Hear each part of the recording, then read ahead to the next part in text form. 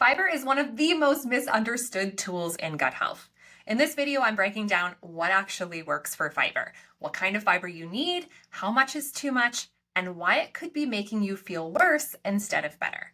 My name is Erin Harner, gut health, IBS, and SIBO coach and registered dietitian, and let's get into it. When I talk with clients on the phone or we do consult calls or clients in my group program, particularly those with constipation, we're told three things by their gastroenterologist. Drink more water, either take or eat more fiber, and Miralax. Miralax draws water into the stool, not a fiber.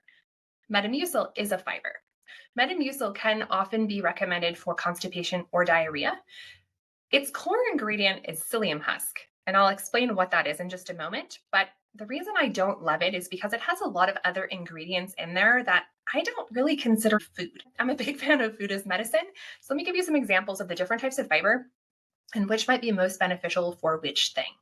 So when we're thinking about fiber, it's not all the same. And it's actually a very complicated topic, but I'm going to try and make it very simple. Think about how we can improve our gut health using fiber. And there's two main classifications. There's soluble fiber and there's insoluble fiber.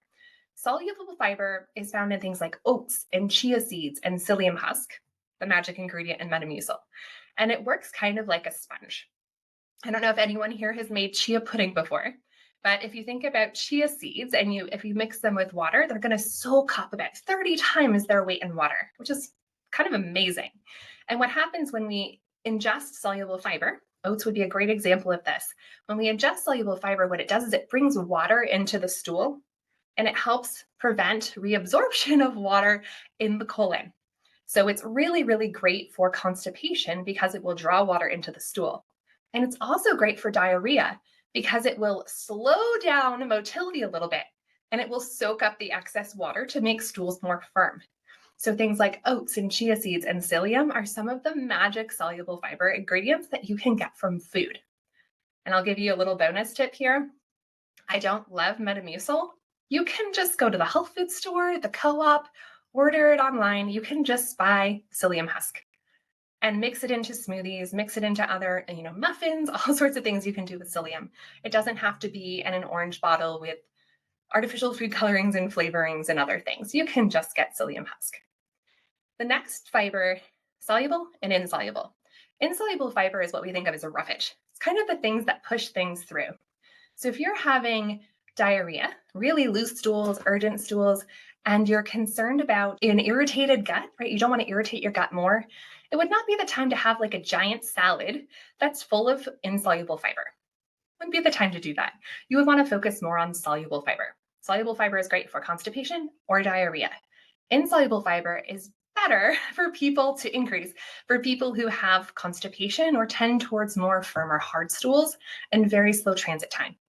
Because it goes through the gut and it acts kind of like a janitor and it sweeps out and clears out and brings toxins with it for elimination. So the insoluble fiber are things like the raw vegetables. Bran is another one. Flax seeds or ground flax seeds, if you want to use flax seeds, would be a great insoluble fiber. Better for constipation, not so great for diarrhea. And it acts kind of like a natural broom for your digestive system and intestines. And then there's two more that I just want to mention. When we are thinking about fibers, our body doesn't actually digest them very well or at all. They're actually food for our gut bacteria. The soluble fibers are better food for the gut bacteria. Most of the insoluble fibers are not consumed by the gut bacteria, but there are two additional types that are super beneficial to help balance out the gut bacteria. And they're not specifically fibers, but they do feed the gut microbiome. And those are polyphenols and resistant starch. And let me just give you an example of a couple foods that you could eat that are high in polyphenols. So blueberries, pomegranates, any of those deep, dark purple or red foods, purple cabbage or purple cauliflower or cherries. There's so many that we can think of there. So those deep, dark purples and reds, you're not eating those for you. We think they're so good for us, and they are good for us because they're food for your microbiome. Category here that's really, really important is resistant starch. So I don't know if anyone has heard of kind of cooking and cooling potatoes. Resistant starch, we can't digest very well.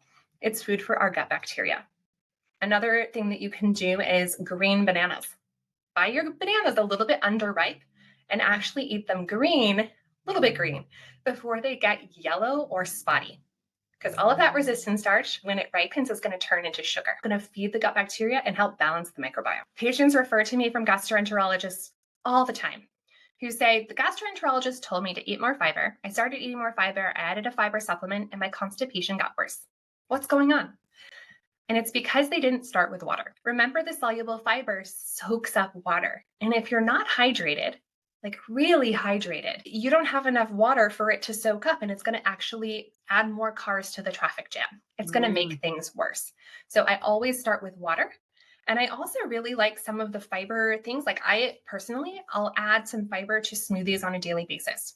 I rotate between psyllium and acacia fiber and sun fiber, which is also known as partially hydrolyzed guar gum. I mix it up because I like to feed my microbiome. But the key here is make sure that if you're increasing fiber, you're increasing liquids, or it could create more problems. I feel like the field of gut health, it's gotten way overcomplicated.